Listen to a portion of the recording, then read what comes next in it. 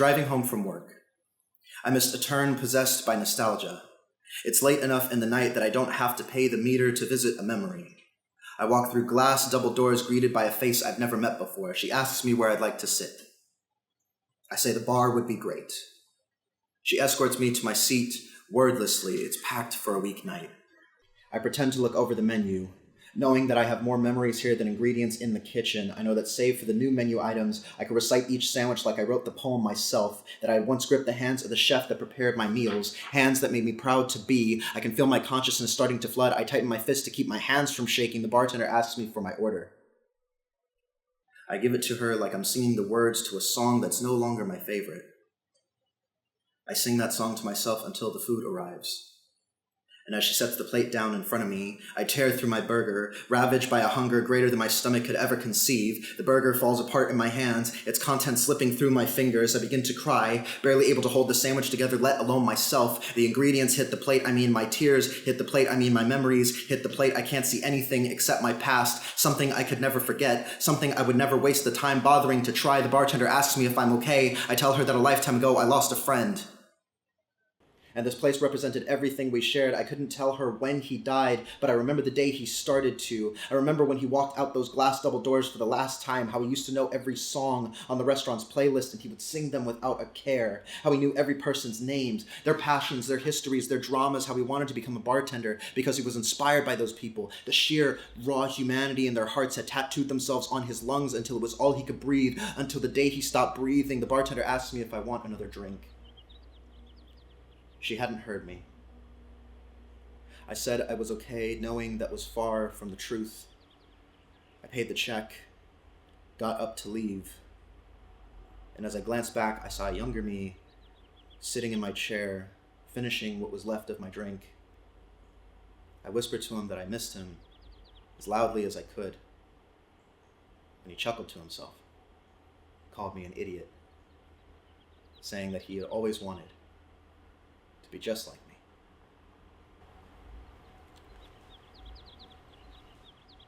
Okay. Now, what you say from here on out is recorded. So, Can be used So what the against FBI your will. wanted to know about me, what? No, I'm just kidding. so who really killed MLK?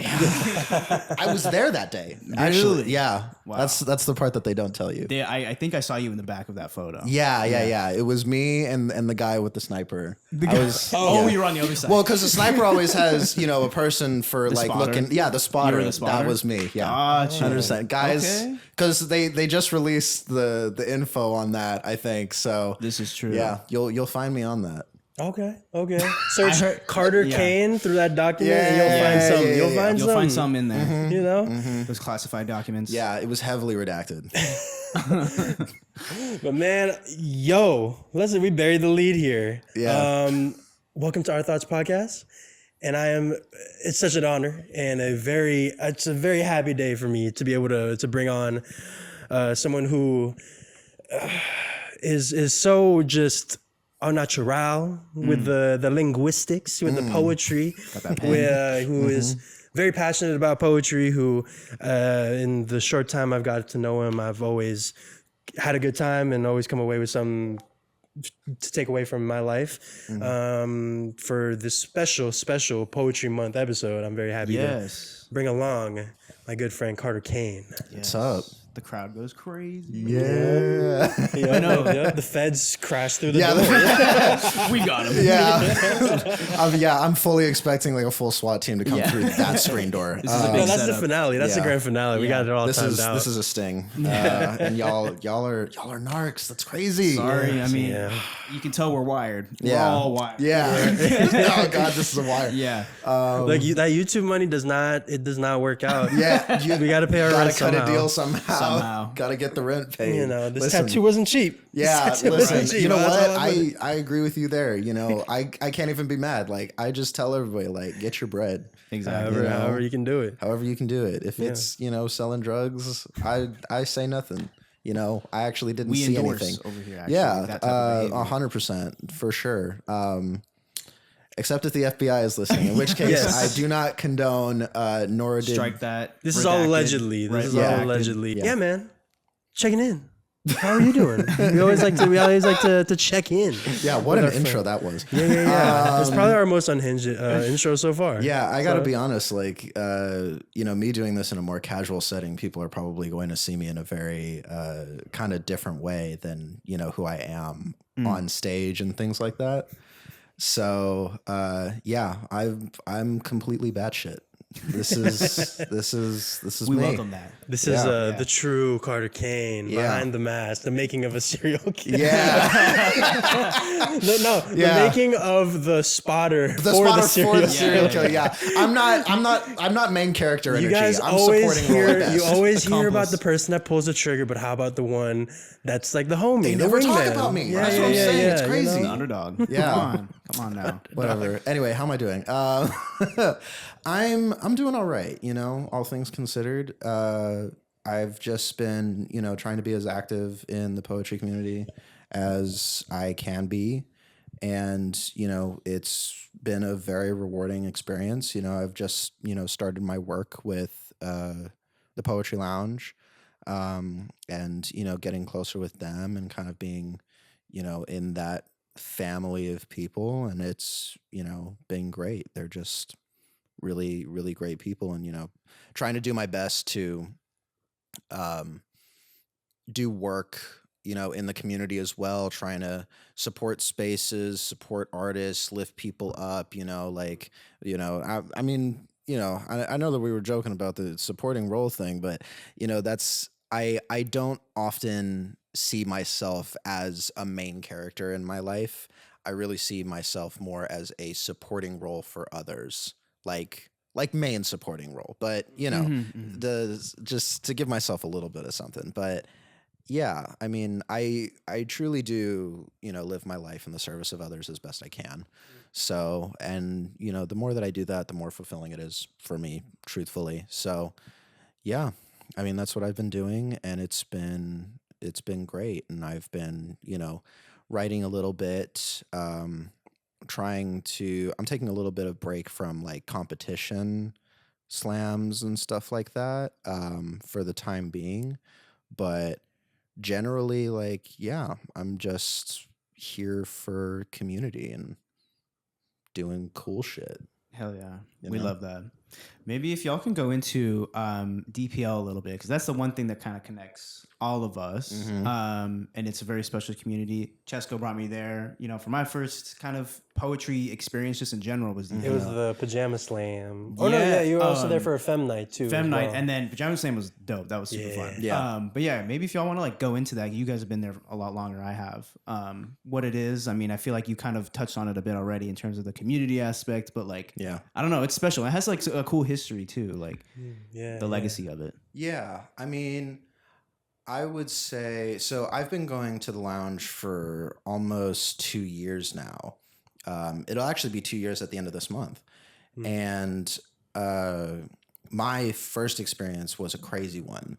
I literally just decided one day, I was like, I'm going to do poetry. And then I was like, where am I going to do it? Right. And so I pulled out my phone, I went on the Maps app, and I typed in poetry, and the only thing that popped up was the Poetry Lounge. And so I was like, okay, great. We're just gonna check this out and see what it is. So I brought a couple of my friends, who are interested in having an adventure, and we went and we sat on the stage, and we got to watch this poetry, and I was completely mesmerized by the whole experience. It was great. And I was infatuated with every person that went up there.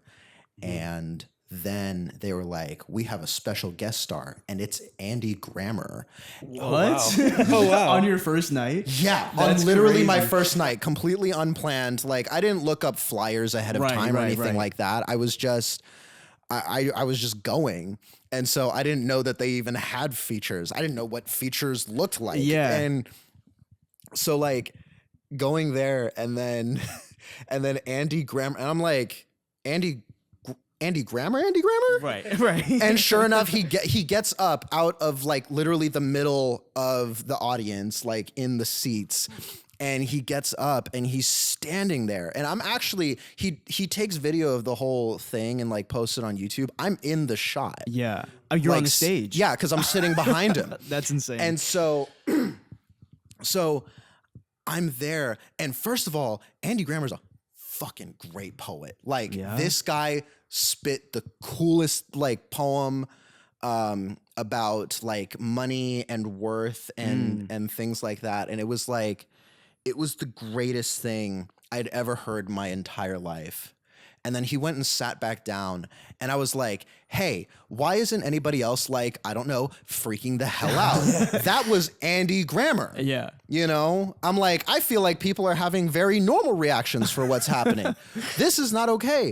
And so after that night, that was it. Yeah. I was hooked, and I was like, the next time that I come, I'm going to have a poem, and I'm going to say it, and I'm going to do it. And that poem is still on my Instagram page. And my demeanor is vastly different than what it is now. Yeah. I was nervous for sure. But you know, I'm not really afraid of public speaking or anything like that. So, you know, I get on stage, I've got my, I think it's on my phone maybe, or a book. I can't remember, but I know that I'm pretty sure I'm holding the mic, and I'm doing it. I don't have the cadence. I don't have the swagger or anything like that. And I'm just doing it. And, you know, it turns out pretty good. People were feeling it. I was getting snaps. I was like, okay, nice. And then people came up to me afterward and they were like, wow, I really loved your poem. And I was like, oh, thanks. And they were like, how long have you been doing poetry? I'm like, today. Right now. And they were like, what? And I'm like, yeah, this is my first time like doing it. Wow. Wait, so period, like writing, reading? Well, no. So that's the part that I didn't tell people, because it was much more impressive if I just said that I started poetry today, which is true. However, what people didn't know at the time was that I was a songwriter for like half my life, basically. Oh, you know, wow. like when I started writing raps in middle school, you know, that fun cringe shit. Yeah. And, you know, and I was actually, I'm not going to lie, for my age, I was pretty good. And people would actually like read them, or they would hear me and they would be like low key impressed. Like they'd hate to admit it, but with it. Yeah. And so I was like, that was kind of when I knew. I was like, oh, I think I have like an affinity for this. And so like I kept doing raps, and, you know, I wanted to be a rapper for the longest time. And then I got into songwriting, and singing a little bit as well. And, but the thing about it is that I only really did these writing art forms and music for, as kind of like a therapy. Truly. I see. Like I only ever wrote when there was something that I needed to get off my chest that I was feeling. And it made for some, you know, really great music and songs and stuff. But then, you know, as time goes on, and, you know, my music theory was pretty limited, you know, it was better than some, but worse than most. And I was like, I don't want to have to come up with a chord progression every single time, you know, I break up with a girl. Right. So I'm like, I really just want to write the things down. And so then I was like, well, if you just scrap all of the music and just write the lyrics, that's really just poetry, right? Exactly. And that was literally like the thought process. So I ditched the piano and just got solely into writing, and then showed up at, you know, DPL with some stuff. And and so that's the part that I wouldn't tell people, is like every time. And then there was actually a stark difference. I was talking about this at the living room last night, but there's a stark difference between my first poem and my second poem. And really the only difference is that I heard that people liked what I had to say. And that was all I needed. Because then I came with the second poem, and it was like infinitely better, like so much better. And I had like the volume and the cadence better. And like that was really all I needed. And then people were really impressed with it, you know, just kind of like seeing the difference. And then people really started coming up to me and being like, wow, you're like so. And I was like, thank you very much. You know, just trying to be humble. I had a bit of an ego. I'm not going to lie. When I first started, 100%. So you're like, they were saying like, oh, you're doing great. Like, damn right I was. I was like, yo, Dan, no. I would always Did you like the part where I flipped? The double entendre. Yeah. Did you catch that? Yeah. See, the third bar, I kind of referenced the upcoming bar, and it was gonna come. Yeah. No, I love that part too. That's cool. I mean, that's what's great about DPL though, is like they love to support. Their support, and they will make it heard and make it known that they like you. Yeah. That's 100%. That's interesting though, how like after just the first round, you're like, all right, I'm in. Like, let me just 100% be me. Like, not everyone can just do that on their second round. You know, that's pretty impressive. Yeah, I feel like I kind of impressed myself a little bit with it. You know, just like kind of how easily I fell into it. But then I realized like I've been doing this for a while, and really the only thing that I wanted was a chance to be heard. Yeah. And so when I finally got into it and I just got that validation of like, yeah, the things that you have to say are actually like not bad. People like to hear it. And I was like, great. Well, I've got a ton of stuff to say. You know, that's all I really need. So yeah, no, it was a very rewarding experience, you know, and I've been doing it ever since. And it's great. That's Love beautiful. that. That's beautiful. Yeah, I think for me, you touched on it a little bit, but it is something I would like to discuss in terms of like what you think, if you could define, because a lot of people that are going to be watching this video, their version of poetry is the scene from 22 Jump Street. Julia Roberts, Cynthia, and or like from She's All That, or just like some version of that like spoken word type thing. So I would love for you to sort of articulate to people like what at its root is poetry. You know, if you could try your, I know that's a very tall task. Take us all the way back. What is, it's like, what is life? What is the meaning of life? This is my bread and butter. We're getting philosophical. Let's do it. Yeah, no, I think that, I think that what poetry is, can be described as a lot of things. I think that, first and foremost, the best use of it, I think, is activism. And I think that the reason why it's used for that is because when done well, it has the capacity to alter you, whether emotionally or intellectually. It's the use of words to create pure feelings or pure ideas, and to be able to convey them in a way that feels original in your mind. Yeah. And Like, also full, I feel like, in its fullest extent. Exactly. Like it creates like true understanding, like those moments when people are snapping or vocal stemming. Those are the moments in which they understand fundamentally what it is that you're trying to convey to them. And you might be talking about an experience that they haven't had, but they understand the feeling. Right. And so being able to do that with words is exactly what poetry is. You know?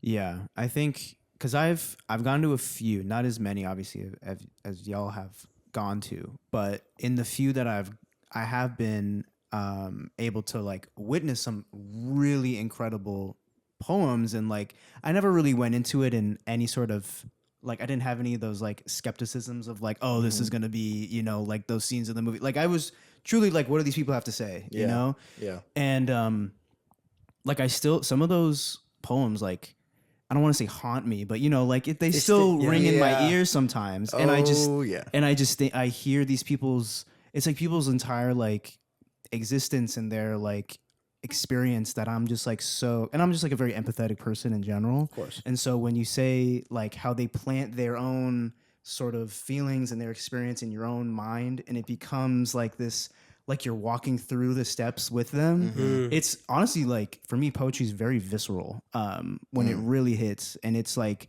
similar to, because I come from the film world, and film and cinema is very poetic in that way. And they always say like the feeling you get when you're like you cut to one thing, you cut to the next, but you feel something between that.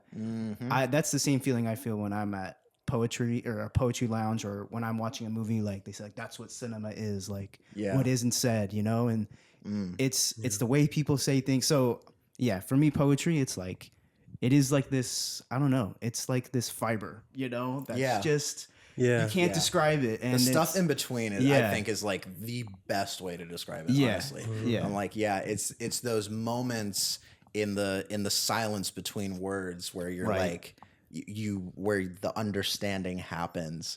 Yeah. No, that's 100% it. I'm like, that's actually like the best way to describe it. And that's such a cool correlation too, because I feel like when we talk about art, talk about entertainment or media, they always say, what are the two things that like people have defined as like, oh, this is high art, or this is like the highest form of it is this is cinema, or oh, that was poetic. And you know, I like that sort of that through line between those two for sure.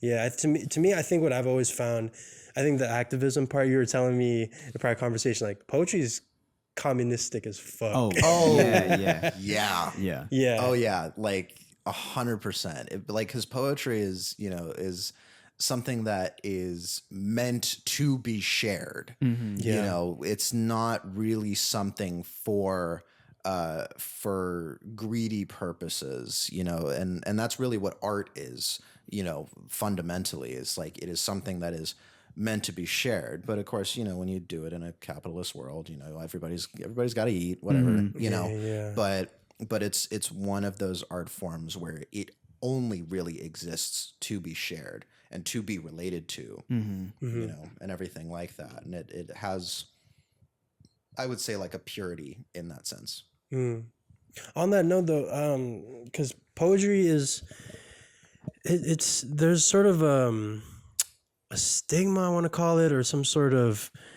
layer of it that feels like it's sort of underappreciated, you know, very much so. And also very like, it feels like there's sort of like a barrier to it, you know, that people, I have my own thoughts on it, but I do want to hear yours. Like, what do you think are some of the barriers that stop people from really understand? Because some people, they might love poetry, but they just have some sort of thing that's stopping them. And I was wondering if, to get your perspective, like what that could be. Yeah, potentially. Well, I think you have to, when you're thinking of a barrier, you have to think in terms of what is it stopping you from achieving. So when you're talking about poetry and the barriers for poetry, I think oftentimes what we think of is like, why is it not a wider known, wider respected art form, you know, like mainstream, if you will. Like, we have music and we have painting and we have sculptures and we have cinema, and poetry has been around for even longer, you know, than cinema, for sure. Absolutely. And yet it still kind of remains underground. You know, it is below the surface of our existence. And why is that? And I think that the biggest thing for me in like a developed world is there's this growing feeling of the need for escapism.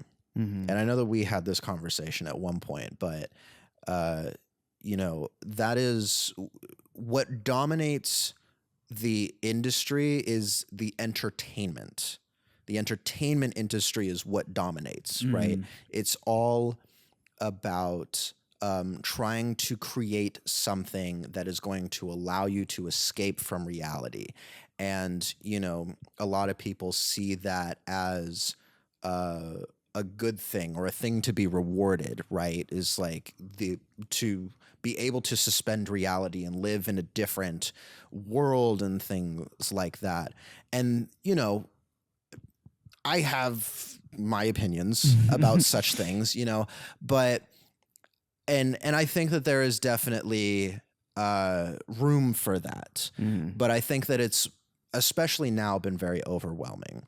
But the thing about poetry is that good poetry is never about escapism. It never will be, suspending yourself in an alternate reality of being able to live in a separate story outside of your life. It is about you and reality and what is happening at all times, no matter when it was made or when you read it.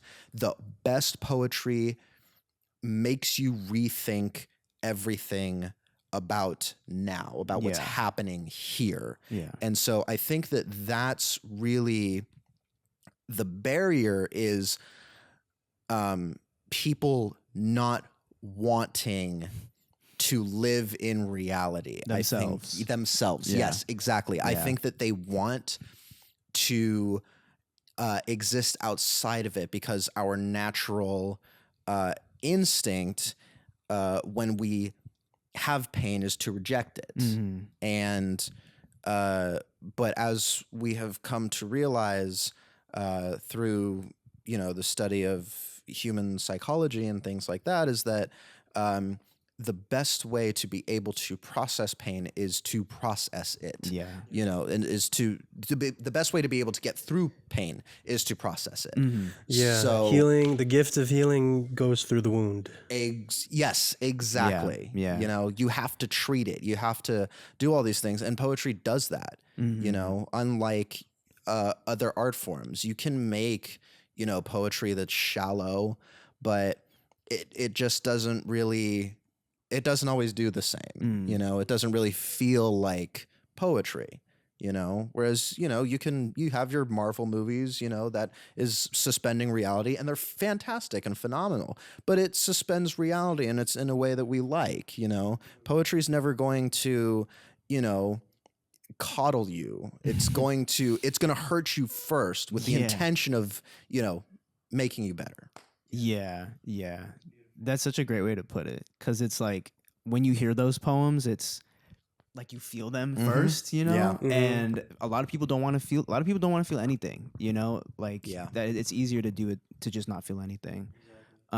So I think that's that barrier is really just, and why people are so quick and it's so easy for them to judge and to make fun of it is like it's so easy to. It's do very that. earnest. It's very earnest, and but also can hide that earnestness in irony but if you're able to really do the work and really understand and try to, I always say like poetry is something that you have to read with your heart, meaning like you have to be ready to feel or listen with your heart. In the case of spoken poetry, is you have to be ready to not necessarily understand it, because like for me personally, when I walk out of DPL with some of my friends and we start talking about what are our favorite poems, we're never like, oh yeah, I remember that line when he says this. We're always like, that person, when he said something like this, had me shook, eviscerated me emotionally.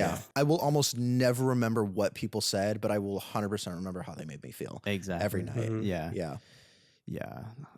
It's wild. I guess I don't know. This is kind of a thought that I'd like brought up when you're talking about the barriers for people. I think just as one, like, I think getting to this point in my life, like in terms of listening with your heart and being open to like other people's experiences and empathizing, and then being able to express yourself, like you say you have all these emotions, all these thoughts. Like for me growing up, especially just like as a man, like there's no outlet for that, really, or we don't really have the best examples in our spheres, if you're lucky, you do.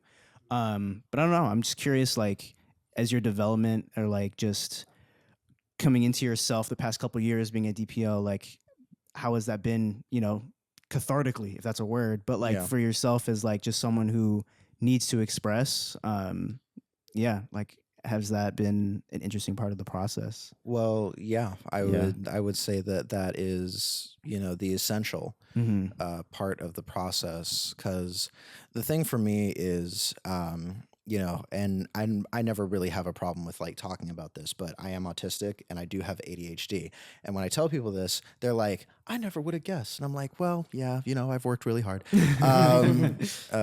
But and this is kind of something that I've explained before, which is because of my autism, I do not emote conventionally, a lot of the times.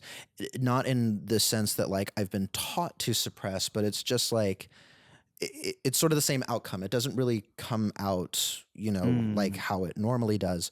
And so that's why, I use art as a way to express because it is necessary. I can't, I don't really cry very often. And again, not by, choice. It's just, it doesn't happen.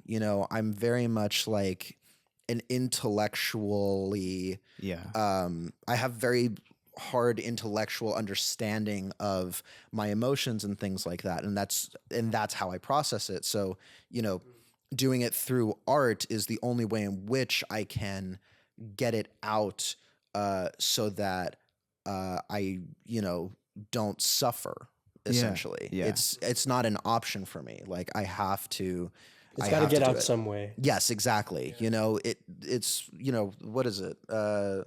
The law of conservation of mass says that matter cannot be created or destroyed, only transferred. The same thing, with us goes with emotions. The more you keep it bottled up, eventually your dam is going to break at some point. And it could be in the absolute worst way. So I try to just let the river flow. Yeah. Damn. Yeah, and you. I know I'm a poet. I'm looking at No. I love it. Sitting right now. And you'll see. Yeah. The people will see shortly when they check out your stuff is like what I really appreciate. I don't think I ever really told you this, but I really admire your work. You're my favorite poet. In terms of, I know that must feel so weird. Yeah, that does feel weird. I'm not gonna lie. I'm like, I have favorite poets, and none of them are me. But like, yeah. No, but I think what I really appreciate about you is the passion that goes into it. Because for me, I go into poetry on a similar note, but a different side of it is like I have a lot of social anxiety. Not so much in public speaking, but just like in settings. I was telling you about like working in an office space, like that setting where I just don't feel comfortable. I don't feel myself. I'm working on that right now. So when I get to go to DPL and get to like say what's like on my truest intention, it feels so good. It feels great. And I think what I really appreciate about you is that you're very. You leave no stone unturned when you choose to say a specific thing or to tackle a specific topic. So I just one of the questions we wanted to bring up was just sort of like how do you get to what you want to write about? Like when you want to write a poem or when you get that light bulb moment, what are the sort of things that you're like, okay, or is there like a workshop process where you're like, okay, this is a topic I eventually want to get to? And then the words just come out. Basically, like, what's your process when starting a poem? I would say my process. So usually I start with a concept, right? I have a million things that I want to write about, but it's not poetry. It's really just ideas, and I will be thinking about the concept a lot. It's really just a lot of like in my head thinking. I'm not writing anything at this point. I'm just thinking about these ideas and I'm trying to create a story or a metaphor, something that really is like solid. And I will have a moment where it's like, this is the thing I want to talk about, but this is the story that I can tell. And when I figured that out, that's the aha moment, right? Where I'm like, okay, now I know how to begin. I know how to begin and I know how to end. And then it's really just a matter of figuring out how to get from beginning to end. Yeah. But yeah, honestly, when I start creating, it's all in my head. I'm writing the lines in my head and I'm editing them in my head a lot of the times. And then once I have the structure of like, okay, I think I have a beginning and I have an end. I don't quite have a middle yet, but we can write it down and figure it out. That's when I'll start writing, and I will write the beginning, and I'll just kind of go with it, and I'll continue thinking about it. And then as I'm writing it, the lines will kind of start to appear. And so I'll just keep writing until I reach a point where it, I can't think of anything else. And if I can't think of anything else and I haven't quite reached the end yet, then I'll let it be. I'll give myself a break and stuff like that. But there are other times, where I've thought about it enough so much, and then I finally, put pen to paper, that I just get the whole thing knocked out in one shot. Like it lines itself up perfectly for me. And so what it looks like is I just sat down and then wrote this really dope poem in like half an hour. And I've done that. There was one time, actually, shout out to K2. He used to have an open mic at Black House called P Valley, Poetry in the Valley. And I had made sort of this pact with myself where I was like, every time that I go up on that stage, I want to have a new poem, right? And like I said, I have ADHD, so I procrastinated up until like the day before. And on this particular day, I didn't have shit at all. And I was at the place. And so I was like, I don't want to do stuff that he's heard before. I want to. And so, I had a concept in my head, and I literally sat at the bar, and while people were up doing poetry, I was locked the hell in, just writing in this book. And I finished it right before, they called my name for the open mic. And then I got up and did it. And he comes up to me afterward, and he was like, "Did you write that poem like just now?" And I'm like, "Yeah." He's like, "You motherfucker. You're always making me work hard." He says that to me all the time. He's like, "You're always making me have to write harder, man." And I'm That's like, crazy. And I'm like, I'm just here, but I'm glad. That's awesome. Sick. Do you see sick. do you see yourself using, I don't know, putting yourself up against a wall? Like, does that help sometimes? Oh yeah. Yeah. When you got a The deadline, pressure? oh Yeah, yeah. yeah. That's like crack for ADHD. Yeah. It's just like, you have a deadline, you have absolutely no choice but to get this done at this point. Yeah. Otherwise, the bad things will happen. The bad thing. And so when your back is against the wall, like, your mind will do just the craziest things to make it happen. And oftentimes it's like, actually pretty impressive. I mean, shoot, I remember one time in college, I literally just like had an essay, a full essay that was due that day. Yeah. And I hadn't started. And I sat, and it was the most clutch moment. I sat down in the library and just... You're just like that Bruce Almighty scene where yes, literally exactly that. But in. I'd been thinking about the concept, but I just hadn't written anything down. So I got in the library, opened my laptop, and locked the hell in so hard, and then did the whole thing from beginning to end, and then turned it in and got a B+.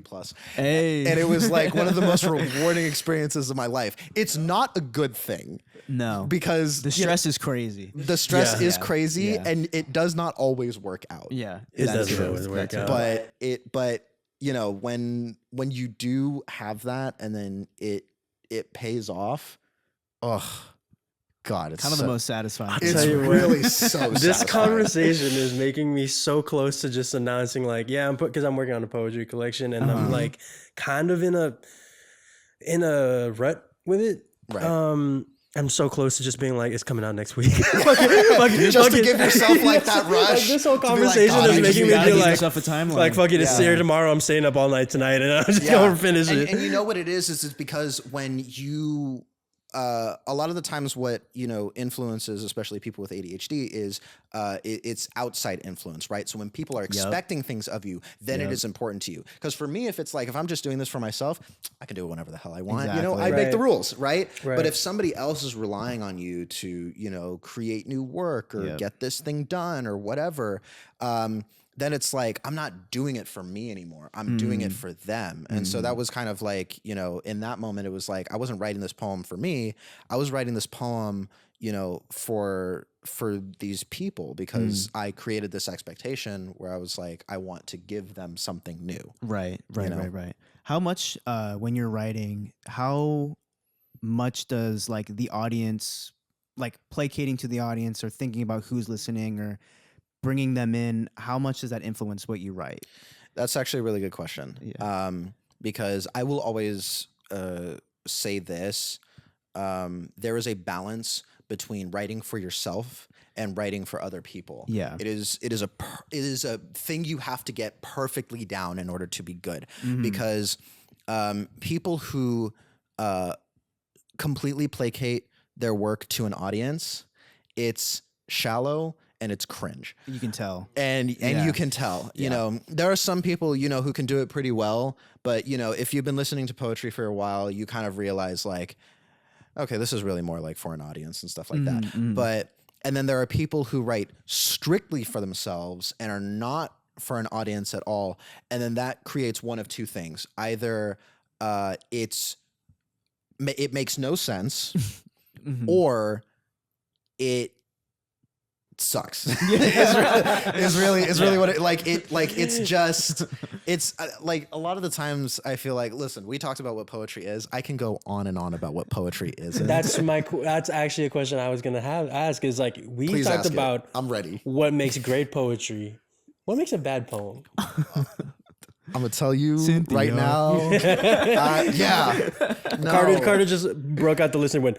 Oh my god. Restart. I think about this so much. Start the timer. Yeah. We will be talking about this for about 3 hours. But Let's do it. basically, what makes a bad poem? Oh God. I wrote a little bit of something about this, which people have seen at this point. But I was even thinking about this verse today, honestly, in preparation for this, because I felt like this was probably going to be a question I was asked. But I did write, what was it? In fact, good stage presence is not a poem. Trauma dumping is not a poem. Affirmations that you got on TikTok is not a poem. Mediocrely mixing metaphors is not a poem. Giving a 2.5 minute intro followed by the words, and now I will start my poem is not a poem. No. And so, you know, I wrote these things because these are all things that we have seen in the poetry space, is like people giving themselves like, oh, you know, like cute little affirmations. And I'm like, that anybody can say that. That is a whole nothing sandwich. Yeah. And, you know, there are people who really just like are there, you know, they think that they can just, you know, dump all of the stuff that they're feeling out onto the stage. With no regard for like how people are feeling. And My truth. Oh, don't even get me started on my truth. No, because you know you said that on purpose. I'm gonna write a poem about this too, because I've been coming up with the concept of writing a poem about the phrase "my truth." Because first of all, why is it yours? Nobody owns the truth. The truth is not something that you own. It's just there. It doesn't care about your feelings. It's not your truth. It's not everybody's truth. It's nobody's truth. Okay, the truth is just on its own. Leave the truth alone. Okay, the truth has been ran through. The truth has been ran through by all these people. It's tired, boss. It's tired. It's tired. Dude, the truth needs a cigarette and to fucking breathe. Yeah. Okay, like y'all need to stop with this. God My damn. truth. The truth is tired. Right. Okay. Right. Get the truth some electrolytes, please. Truly, honestly, yes, and also get the truth of truly, like, because it needs to wind down a little bit. Yeah, it needs to wind down a little bit. Not gonna lie. Truth's been really scary lately. That's so that's the thing. I feel like what makes bad poetry is people who think that they can just say anything that they want and that counts. Right. It doesn't count. What you have to do in order for it to be poetry is you have to beautify it in some way. Like, use some goddamn literary devices for fuck's sake. Just use a decent metaphor. Come up with a new metaphor. This is something that I told you. I was like, don't use cliches. Okay? I'm looking directly at the camera right now because somebody's watching this. I'm looking at you, James. I don't know, but like, this is a threat. It's not even a threat. It's a promise. I will come after you. No, come up with your own metaphor or simile or something that you haven't heard before. Describe something in a new way. I'm so tired of listening to poetry of people saying all of the same things. You know, I'm a butterfly that came out of its cocoon. Right. I am a phoenix rising from the ashes. I am hotter than the sun. Shut up. Literally. I'm so tired of it. Like that was I feel like the concept of the green dress, which is another poem of mine, was basically to take a simple thing and say it in a way that nobody has said before, which was really just the phrase, "You're beautiful." And instead I say, "I think the sun and the moon exist merely to take turns watching as you bask in their glow." Like that's like something. That is something. You know, like just something else. Yeah. Is it. Just stop with the cliches. You know, you have to make this work original. You have to make it yours. And by saying things that everybody else has said, it's not poetry. It's just plagiarism with a cadence. Yeah. And you can quote me on that. Yeah. Boom. Yeah. You know, I've made me think of the saying. It's like no one has ever done it like how you've done it. And so if you're just going to do it like how someone else did it, then it's not really... Why it's not worth doing. Exactly. Yeah. You know, everybody's got to come up with their own thing. And at the very least, like, this is the thing, because people will think like, you know, like, oh, like I think any poetry that's like worse than mine is, you know, is not poetry. That's not true. Like there are definitely people who have this fundamental understanding of what it means, but they're just starting in their journey. They haven't like reached it. And that's a big difference. You know, I think that there are people who kind of grow to have that understanding. And this is something that I've actually told you when I met you, was that I felt like you had an understanding of poetry. You were just growing in how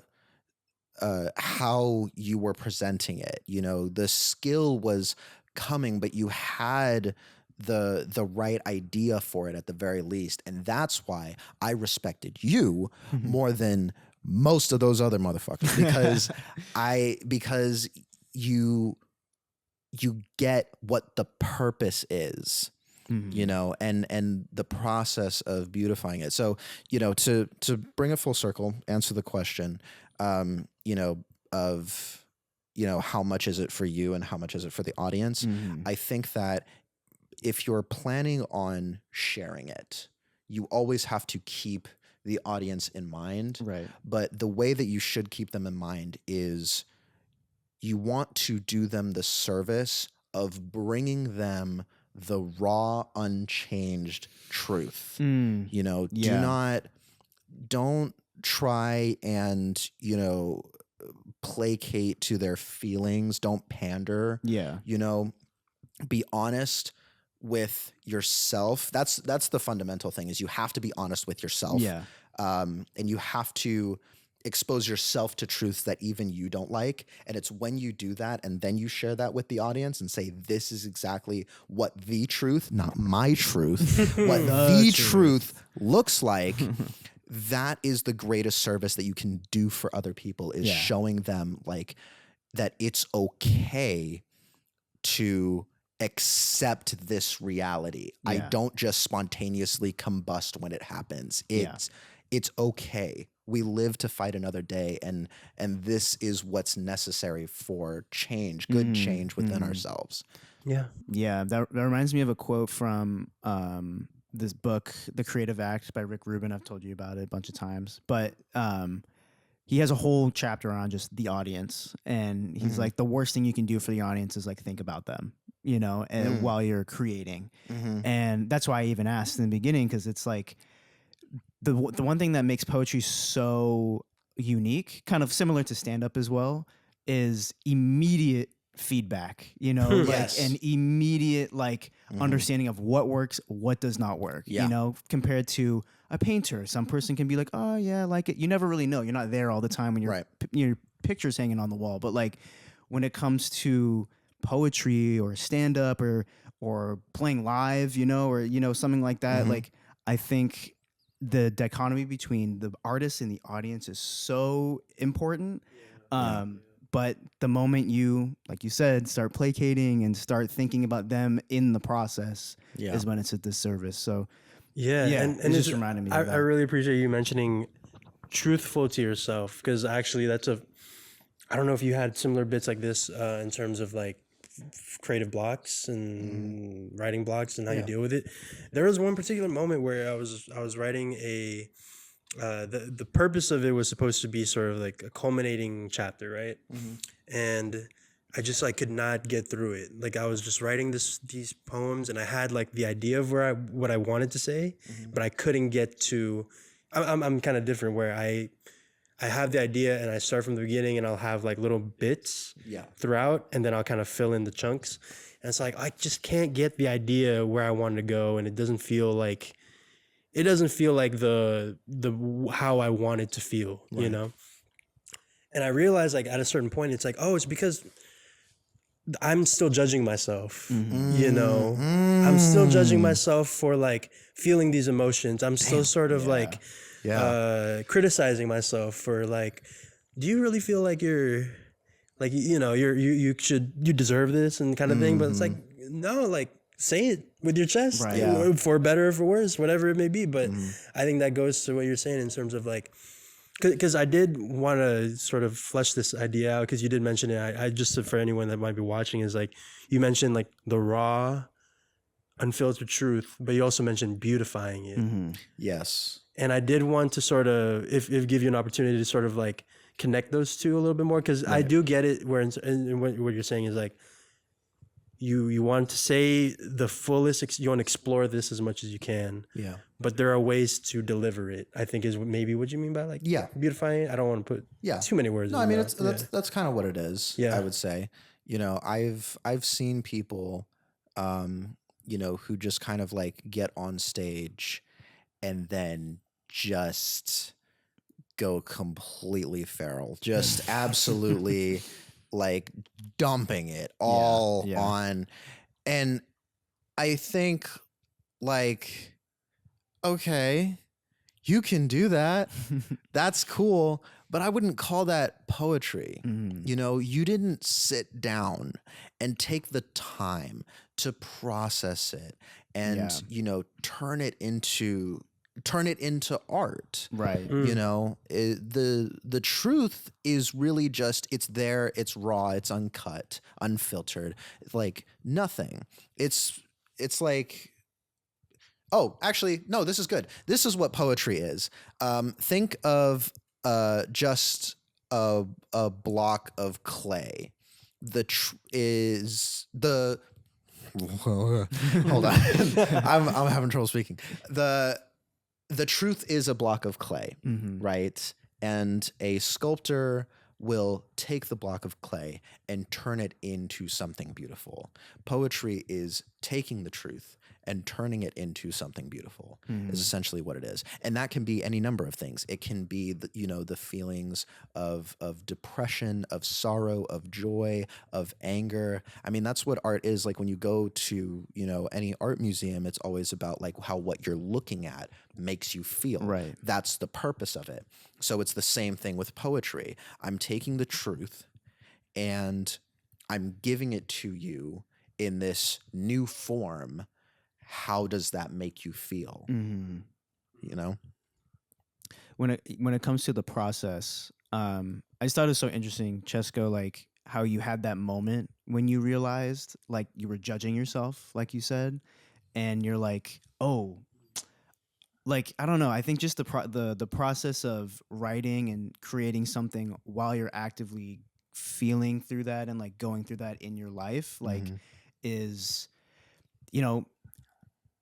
I guess I'm recalling a time where my thesis project for film school was this big overarching thing about masculinity and relationship and my father and generational trauma. And I had like really just learned what that was. Yeah. And like I had maybe read like 2 Bell Hooks books and I was like, okay, I'm locked in. Like I know what the fuck's going on. Like let's write this movie, Oh, 100%. And it was like in the process of writing and I'm like, okay, yeah, this seems right. And then filming it and then editing it and then now sitting with it, years later, I was like, oh my God, like, I don't know. It's not like a regret or anything, but it was just like, that film was really just part of a different process. Like it just wasn't, it wasn't to like, let me make a movie right now. It was just like, that's how I decided to like express that emotion or go through that process. And so looking back at it, I was like, oh, I definitely would have done everything differently. Yeah. But, you know, and like I would have said that differently, I would have framed that differently, it would have just been a different story completely. But I don't know, like when you look back at your past work, both of y'all, like do you know, you said you saw the growth from just first day to second day, but like overall, like I'm sure it's such a way of documenting your entire growth, you know, like I don't know, how often do you look back, you know, and reflect on those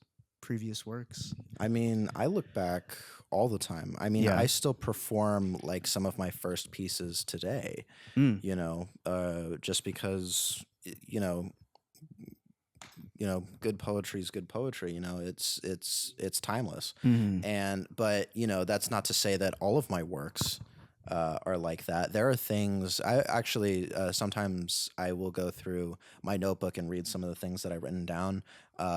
Some of them finished, most of them not, and I'll go through that and look at, you know, where my head was at in the process and kind of seeing like why I don't perform these things anymore or why, you know, some of these ideas didn't really come to fruition. You know, it's really just like, you know, sometimes it was either just for that moment or it just wasn't going anywhere, you know, and that's all it is. It's coming. Like the inspiration for that moment is soon to come. Yeah. In the future. I mean, I will say I have not really gone back and seen a concept and been like, oh, I'm going to finish this right now. Like, honestly, a lot of the stuff that I come up with is like always new. And if there's stuff that's unfinished, I haven't, not to say that I never would, but like I generally don't go back to it. I think maybe somewhere down the line, I will write that idea into something else completely, you know, without really thinking. And then it comes out on its own. And so, because, you know, again, like the reason why I do poetry is really just for necessary expression.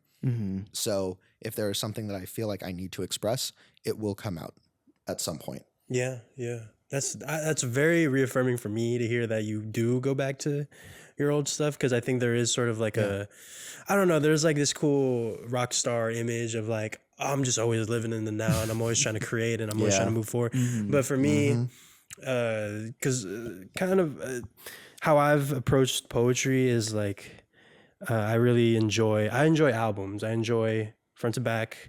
What is the album trying to tell me?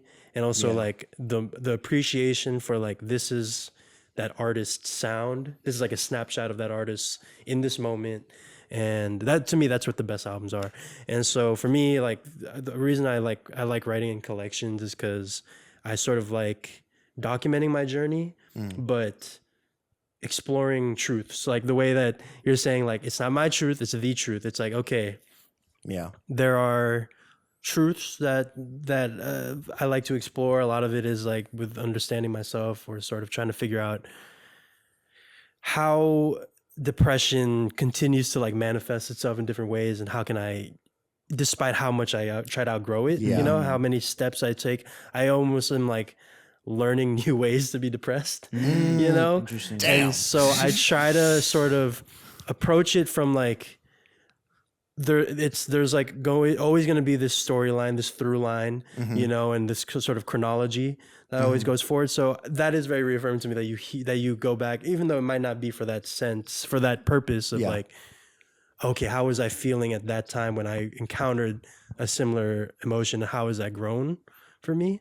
But for me, that's how I've personally allowed like certain poems to have similar thoughts, but different objectives or different feelings and all that stuff. So, you know, and also like the whole thing is, I don't know. That's pretty much all I did want to mention, was just because, it's a very interesting process with poetry. Is very much I ever since you've said the whole my truth thing, I've realized, like, I go back through my notes and I'm just like, I'm just ranting here. You know, and the reason I mentioned like, oh, it's thoughts to come, is because one thing I do whenever I'm in this like chapter or this like era or whatever it is, I'll just throughout my day just be writing stuff or just be thinking of stuff, and I'm like, okay, let me just keep. So if you look through my notes app, there's like a document where it's just there'll be a folder with like 60 things. Yeah. And then there'll be one brainstorm page, and it's just a bunch of incoherent. Yeah. You'll think I'm a madman. Listen, You'll I think do I'm have like one of those. I have one of those in my notes where it's literally just like lines of stuff that I just thought of, like off the dome, and you just got to write it down because that like, might be something later. It's like the modern version of like the prisoner in the cell, like writing all the shit on the walls. 100%. And so I like to come back to it, and it's fun. It's fun going back to thoughts that I had when I was a child. It's sort of like I'm having conversations with that version of myself and being like, oh, but similarly to Brawler is the film you're talking about, right? Where it's like you're sort of speaking to yourself and you're like, oh, buddy, you know, it's perspective, you know, you know, but I feel like you making that film allowed you to flesh out that version of that, you know, like that truth in that moment. That is like the only film I've made where I would make it again, you know, just to see what would be different. You know, I've seen people do that before. Yeah, you know, there's a particular person that comes to mind in the community, but yeah, he made a play, you know, based off of an experience that he had, and I got to watch as he came up with different iterations of it. Like the first time, you know, that we saw it, there was actually, we went and saw the play, and then there was that people actually like left reviews on the page. Whoa. And this one anonymous guy absolutely tore into him, like picked it apart. Damn. In the worst way. And it was concise and all of that. Yeah. But the other thing about it, and this is the thing that I really respected about this person, is that those are the moments that define you, is when you have criticism and you can either take that and you can do something with it, or you can blow it off and be like, what does this guy know? Right. Exactly. I'm the one who made it. This is my artistic. Shut up. Like, listen, if you're making this stuff that other people are going to see, like, and people think it's bad, then like, you know, but if you can take that and say, you know what, to an extent, this person's right. You know, I need to think about this a little bit more. I need to maybe create a different narrative, but there's something there is something that I'm trying to convey, and it's important. Yeah. And I want to do that.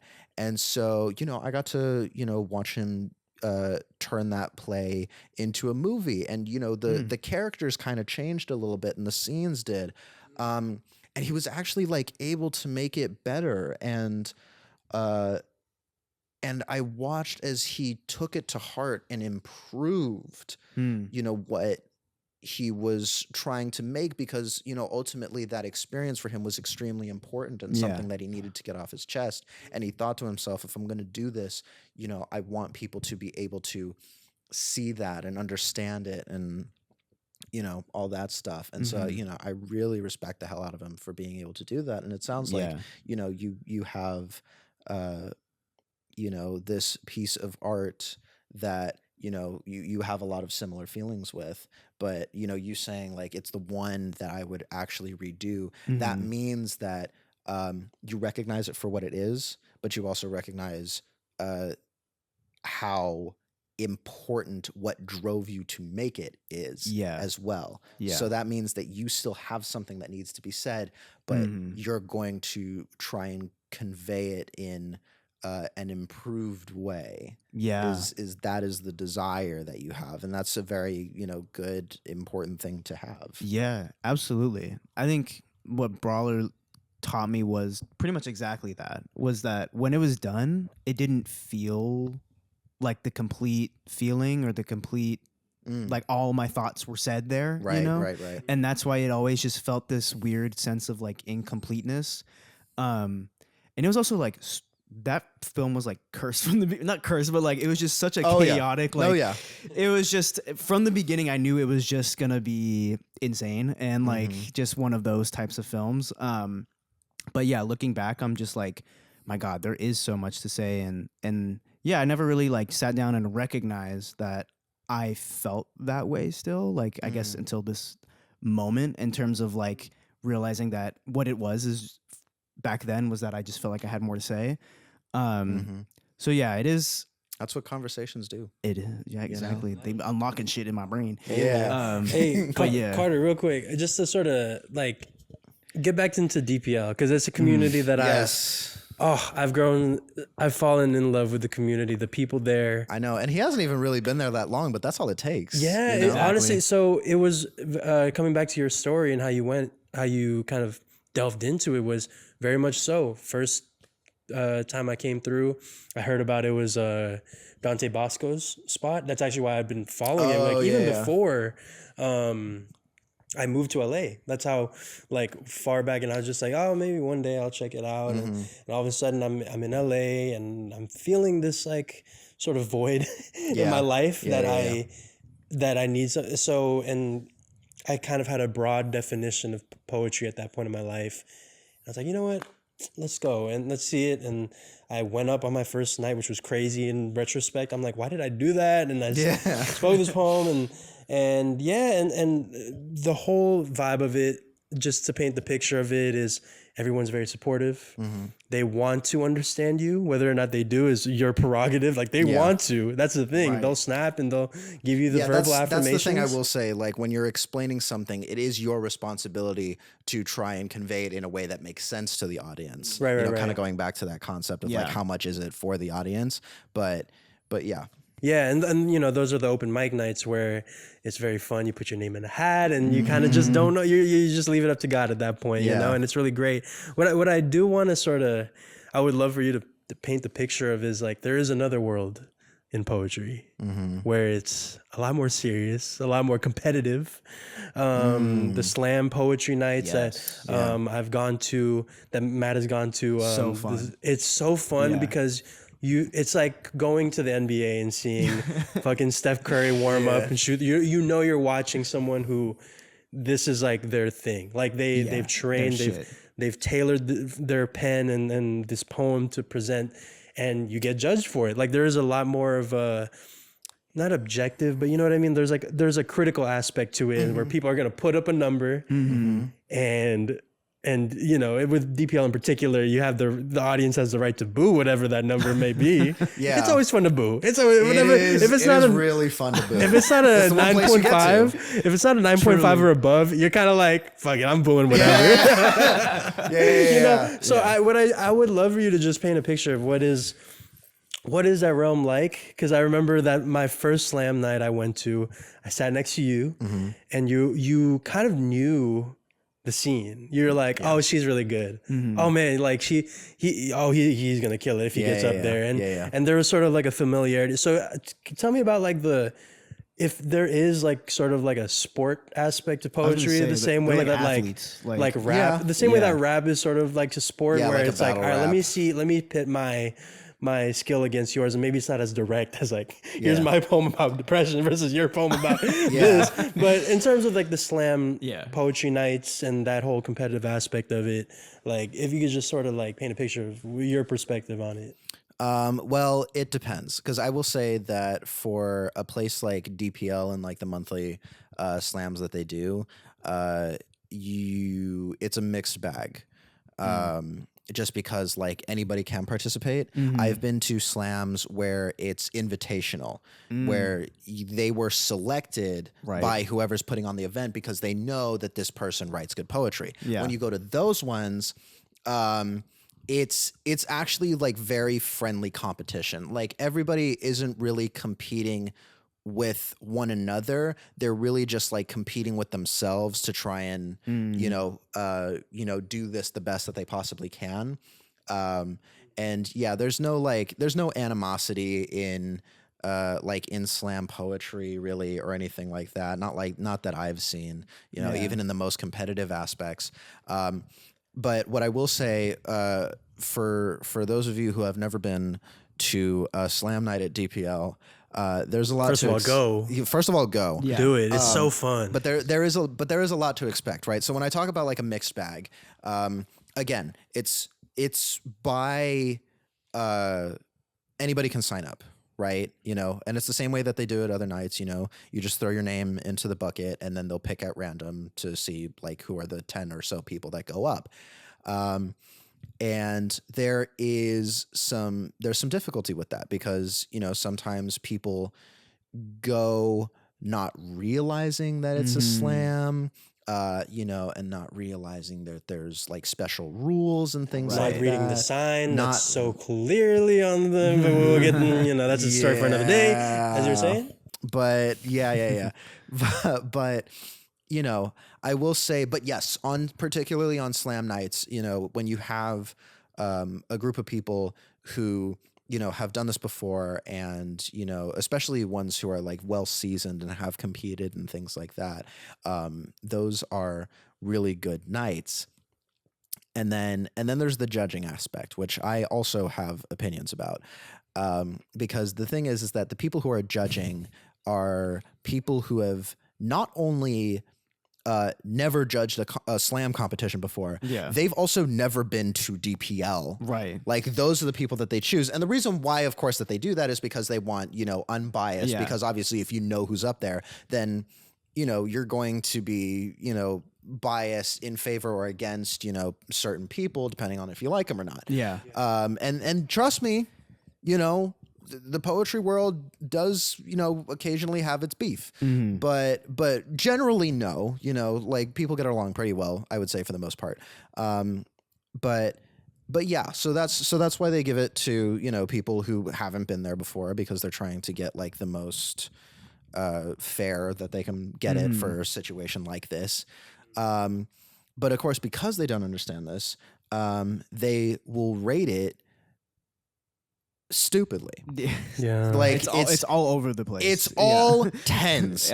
The people who give tens for every single thing is I hate you and I'm not sorry about it. Okay? If you come into DPL and you give a 10 for every single thing that went on stage, you might as well just not be here. Yeah. Like because first of all, your score means nothing. It's so there are 5 judges, but only 3 of the scores actually count, and it's the ones in the middle. So if you're always giving a 10, you're always going to be the one that's the outlier, which means you are nothing. You don't do anything. You don't contribute anything. You are just there for me to stare daggers at, and that's it. And for you to boo. Yeah. And that's the other thing. Nobody ever boos the high numbers. Right. Because that's dangerous, right? Like you... that's the other thing about poetry specifically in LA, and I've talked about this before.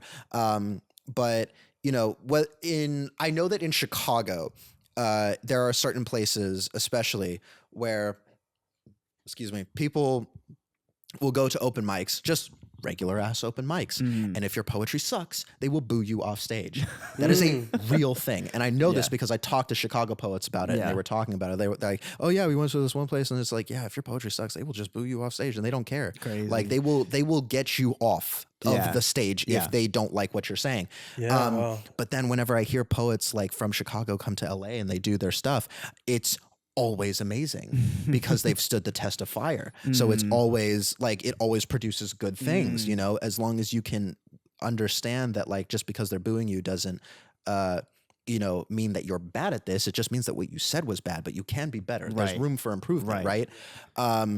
So that's why I feel like, you know, if DPL were doing its thing in Chicago, people would be booing high numbers. Oh my God. But in LA, there's like this feeling of, everybody's a winner. Yeah. LA is one big participation trophy when it comes to the poetry world. It's like everybody who gets on stage is so brave and so powerful and in their truth and get over yourself. Like, cause that's the thing. If you blanket statements say like everybody's brave for getting on stage, then it does nothing for the people who, you know, actually are honest with themselves. Like I was talking about that poem earlier where I said like what isn't a poem.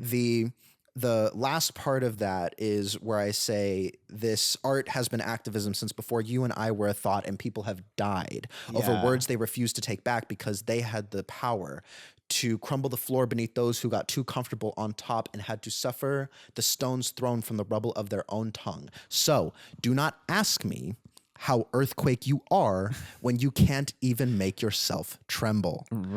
Like, there you go. That was a really big mic drop moment for me. Like honestly, when I wrote that, just to paint the picture, the first time you performed that, I think you went to smack you went to put the mic cover into the trash can. You knocked over everywhere. I knocked over the whole trash can. So it was literally a mic drop moment.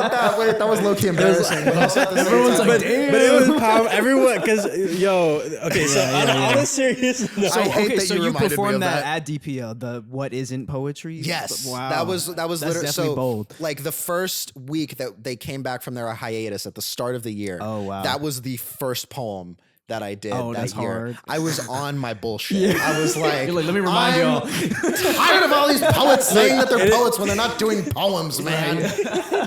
So sick of it. It's not just a new year, new me, but the same old standards. Y'all gonna get this. Y'all gonna get this. Let me start the year off right. Yeah. The only thing, my standards have not changed, but the only thing that's changed about me is I need more enemies. So we're about to make some. That last line in particular, it was the don't bother making some quake if you don't make yourself tremble. Yeah, don't ask me how earthquake you are when you haven't even made yourself tremble. That line right there, I feel like everyone who's a writer needs to hear that, because if it doesn't move you, it's an audience of one. Always these poems always start off as an audience of one. Yeah, and from that point on, the poem shapes however you do. And I feel like a lot of people, they're so close to, like, going along with what you're saying, is like carving out a little thing of it was clay. They're so close to making something that's really great and perfectly describes what they're feeling, but they're ready to say it's good. They're just ready to say it's good enough. Like, dog, like, it's literally the equivalent of you took the same block of clay and then put it on the stool for everybody to see and was like, art. And I'm like, no, you didn't do shit with it. That's just a block of clay. And I'm saying that no because deeper meaning. It just sucks. Because I'm saying that because I needed to hear that in that moment. I remember you came up to me afterward, and I remember you had told me, you were like, yeah, I feel like I was, I've been writing recently, but I feel like I was just like writing in my ego. And then when you said that, I do remember you telling me that. And the reason why I remember that is because it was very affirming for me, because I got to tell you, when I was going up there and doing that poem, I was scared to shit. Because the thing is like, I am not somebody who's like out here calling people out and like doing shit like that. It's not what I do. I'm like we everybody said, does their this own podcast thing. Is going to be the first peek as to like a different version of you. Yes. A whole different color of you. And, people get to know what I really feel because we're behind a camera and you're not here. This is much easier for me. No audience. You don't even know if I'm talking about you. Right. But if you think that I'm not, I am. If the shoe fits. And if you think that I am talking about you, I'm actually probably not, because that means that you're self-aware and this isn't for you. Okay? So if you think I'm not talking about you, I am. And if you think that I am talking about you, I'm probably You're not. safe. You're safe. You're good. We're cool. For now. Yeah. For now. Yes. But I can always change. Be scared. I love that. Do you have anything you wanted to... No, man. I mean, we had like a bunch of random questions, but I feel like we were just kind of on a flow. Honestly, I have to say, like, I mean, this is the first podcast, obviously, I've ever done. I don't really know what to expect, but I will say for the both of you is that you like asked really good questions. I will say. Sick. And, you know, like, and there was like a flow about it. Like even in the middle of it, I noticed like when you segued into the next thing that I know is probably sitting on that laptop right there. And I was like, oh, this motherfucker's smooth. It's like, I mean, you guys have been doing this for a while from what you told me. 5-6 years you've been doing We have this? some training. I was like, we put in damn, our due diligence. that was the years in the work right there. I was like, oh shit. I was like, wow, that's crazy. But yeah, no, I think you guys are actually really like fucking good at this. I'm not gonna lie. Thank you so much. You know, That it's means been a a lot. long time since we had just a guest on the pod. Like we've interviewed musicians, which have been pretty cool. Yeah. We've had some but they're like all those were virtual. You know, we've never had like actually another person. And also in general, I was just telling you before, this is all we're still getting used to like just being in person. That's a whole different rapport than doing it over Zoom. Yeah. You know, there's such barriers, whereas now it's just kind of like we're just chilling and we're just having a good time. A lot. So thank you. I appreciate that. Yeah. Also, I know that we're trying to wrap this up, but also like you saying musicians, I don't know why this sparked it, but I've been having this debate with my friend over like which kinds of like artists are the worst to date. Ha! And Okay, tell us more. Hold on, lock in. Right, I know. We were trying to wrap it up. This is No, really we're not important trying thing. to wrap it up. I was just going to ask a couple of different questions. Oh, if I okay. could. No. This is We stumbled into greatness here, I feel. Listen, a lot of poets will tell you not to date poets, but then I'm thinking to myself, I'm like, yeah, but there's worse things that you can do. So I was talking to my friend about this.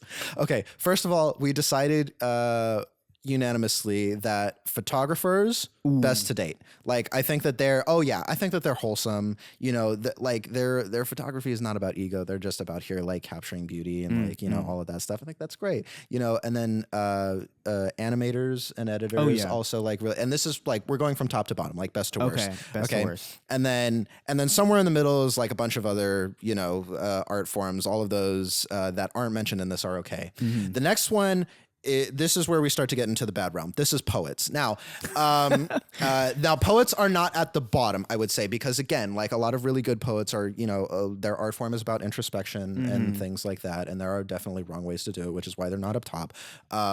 But, you know, and they can also have an ego, which, you know, I'm not immune from.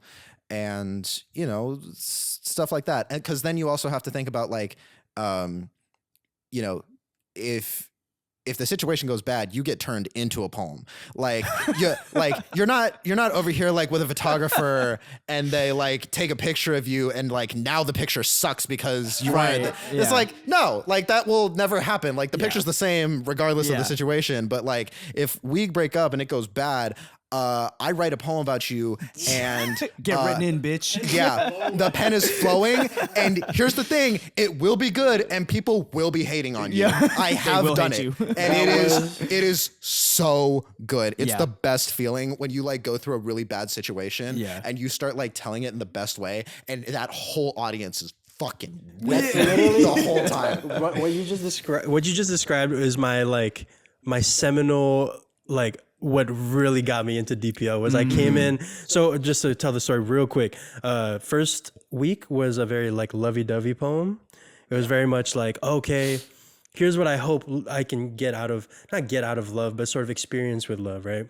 Second week, between that week was a situation where a lady ghosted me, even though there was dates and there's promises and all this stuff, all of a sudden just nothing. And so I came in that next week.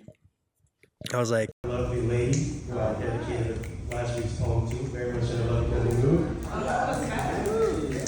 Ended up ghosting me.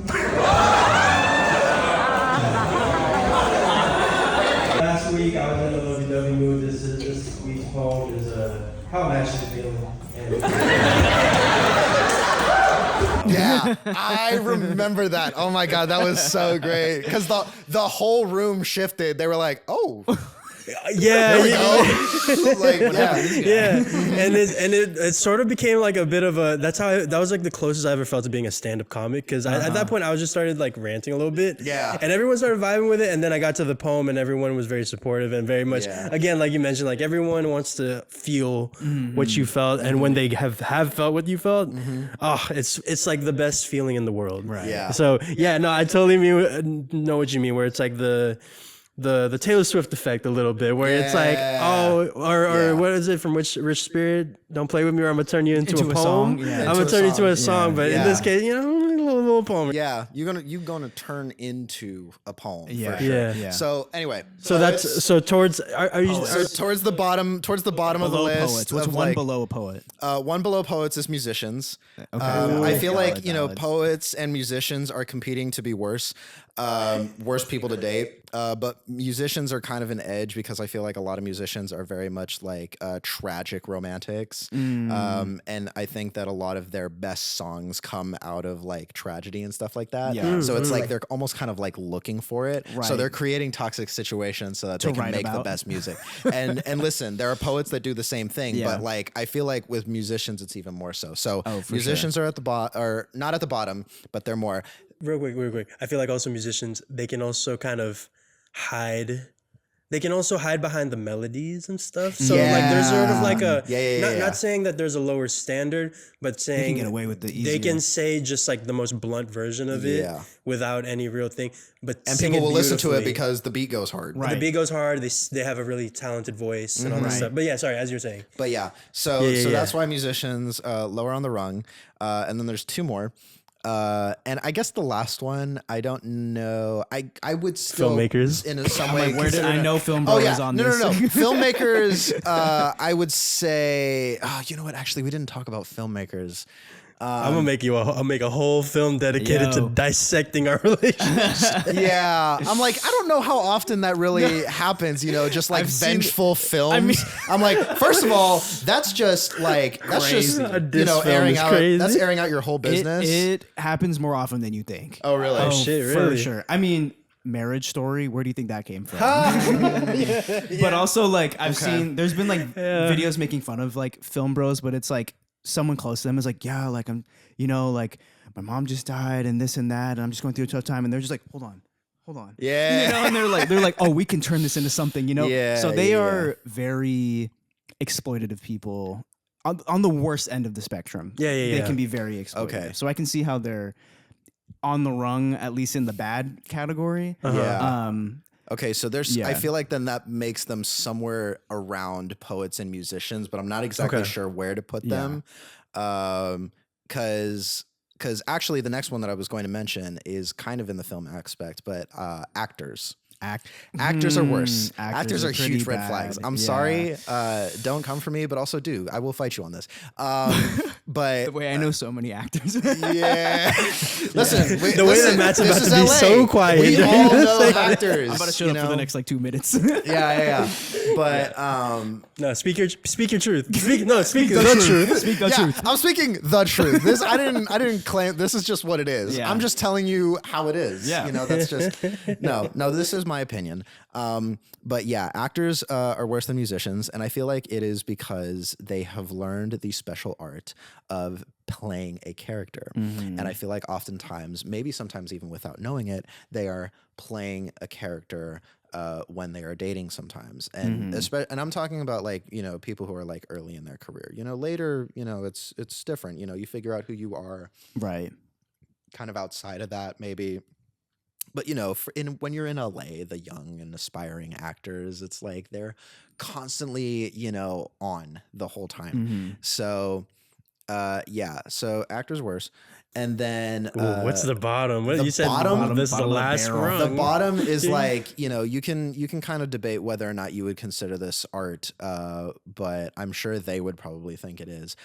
Models. I am going to say this. I think that, and I'm talking about people who do exclusively modeling and nothing else.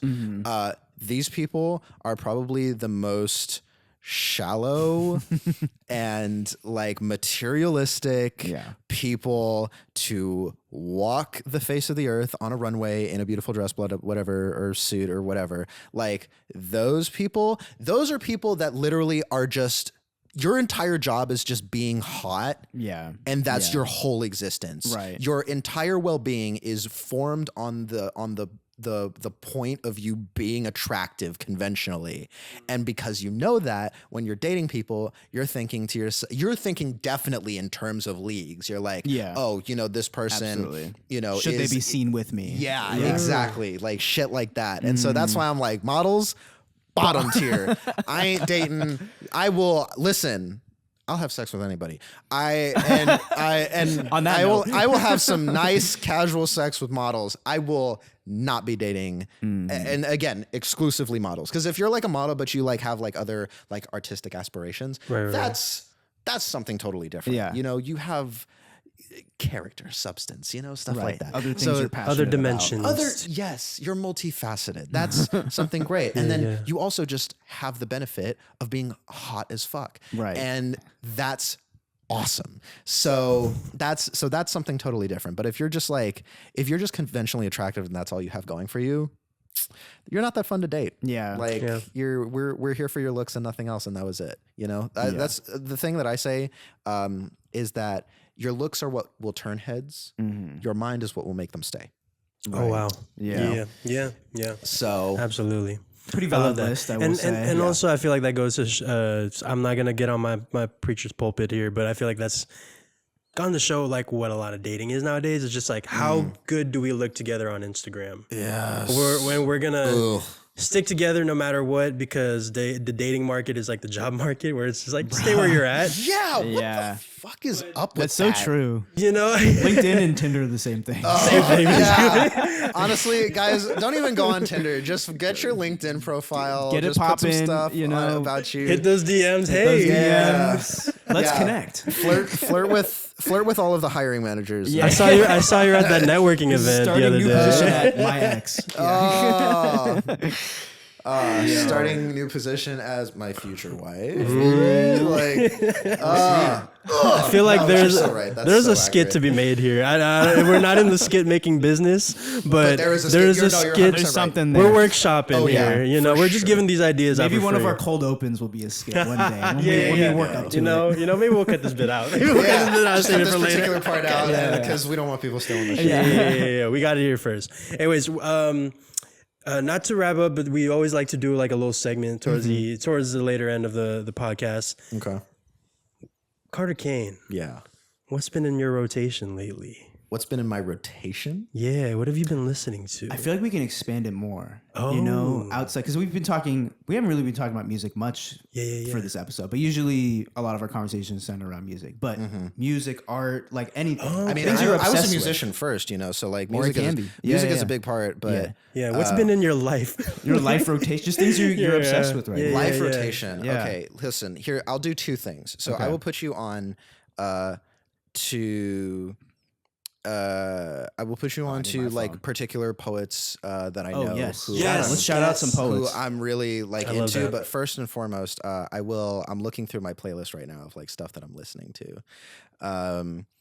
I will say, first of all, Anderson .Paak is I think right now like my favorite artist, hands down. Yes. Also a lot of Kendrick, if for no other reason than he actually like fully shot Drake in the head and then curb stomped his body.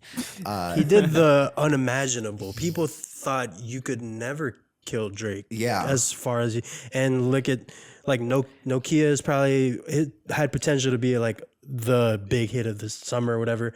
What's number one? Luther. Again. Yeah. For the longest time running. You know? Dude, like, I'm seeing He has the number one song and he hasn't even released any music this year. yeah. We're in April. Right. Yeah. I'm seeing. I think the ripples are what really impressed me. I was in Vegas the other weekend, and there's those like injury lawyer billboards you see. Some lawyer's name is Drake or something like that. It's like Drake Law, like need to Wait, lawyer I think up. I saw this because I went to Vegas like a few months ago, like in December. Yeah.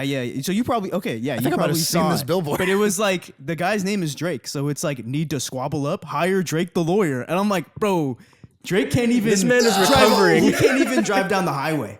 No! He's not safe from injury lawyer. Like the ripples of Kendrick that's is fantastic. crazy. Like shit. that's what really gets me. Yeah, no, you're so right. That's actually crazy. Yeah. Oh my God. But Irreparable. So Anderson .Paak, Kendrick. yeah, Anderson .Paak, goats. Kendrick, J. Cole is also like one of my biggest inspirations and influenced a lot of my writing. And that whole thing with like Kendrick and Cole and stuff, I have my own thoughts about it. We got to bring you back for the. We've been Yeah. thinking about doing a little retrospective for the Kendrick Drake beef because Yeah, Lord knows listen, it's we been done can- to death. But We can talk about it hey, 'cause man. just for fun, Yeah. you know, just as a little fun little episode doing that. But yeah, I would say mainly those two. I've been listening to a lot of Tupac because I don't know what it is about this year, but I'm really just in my like I'm in my hater era. Like I'm just hating on bitches now. Right. And so like Hit 'Em Up, which There is you go. the one where it's the diss track for Biggie, Mm-hmm. and he literally opens up with "That's why I fucked your bitch, you fat motherfucker." Like I'm like, oh my god, I felt that in my soul.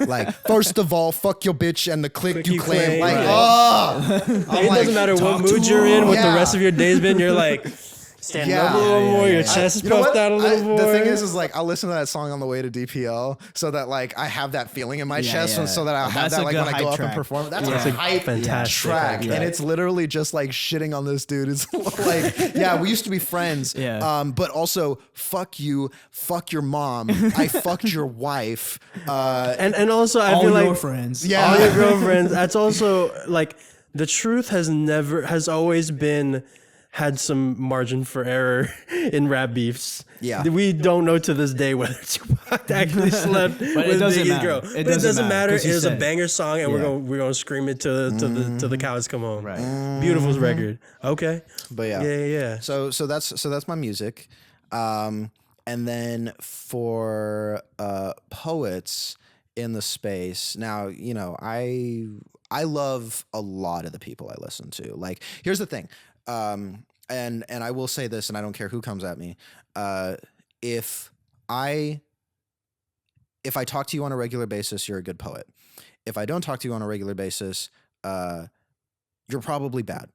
And because the truth is, all of my friends are good poets, in my opinion. Like that's just the truth. Like I want to surround myself with people Right.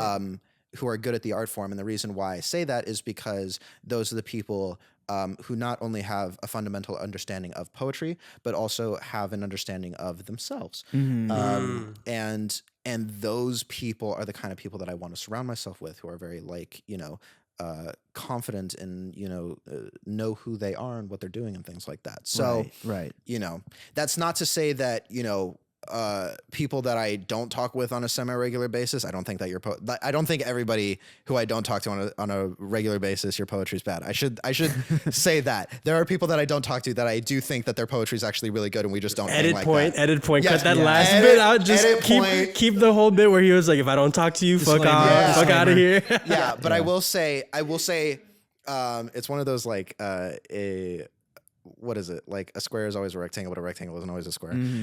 It's like all the people that I'm close with, all the people that I regularly talk to are good poets. And so with that said, specifics, I will say the two that always come to mind for me, especially like nowadays, are Blue and Edwin Botany. Those two, I would say, are really good at poetry. And what I like about Blue is like their honest, authentic stage presence. Like first and foremost, like he's just really good at volume and controlling a room, and like he's got that shit down to a science, like dead ass a science. Yeah. And he's also a really good host. So the two people that I mentioned are also hosts for DPL. Okay. But Blue also hosts at other places like Radical Hood Library and things like that. And he, you know, sometimes puts on his own things and whatever. And so he's a phenomenal poet, and he, you know, knows how to use that tongue like a sword. It's just incredible. And then I will say with Edwin Botany, again, they're an incredible poet. You know, they've been doing this for so long. They are like very seasoned in this art form. But the thing that I respect the most about them is how honest they are, and they are very unapologetic with the truth, just the fundamental understanding that like the truth is always good. It is not my responsibility to make the truth palatable for you. It is entirely on you, and also being so confident in themselves, in their life. I genuinely respect them, and they have such a deep understanding of the art form as well that, just one conversation with them changed my whole perspective on poetry, where, before I was like impressed with, nearly everybody that got on stage. And then after that conversation where I understood like what it really meant to write it, then afterward I was like, oh, I get it now. Some of this does suck. Right. And that's fine. Like that's the thing about anything, is that not everybody is going to be good at it. I'm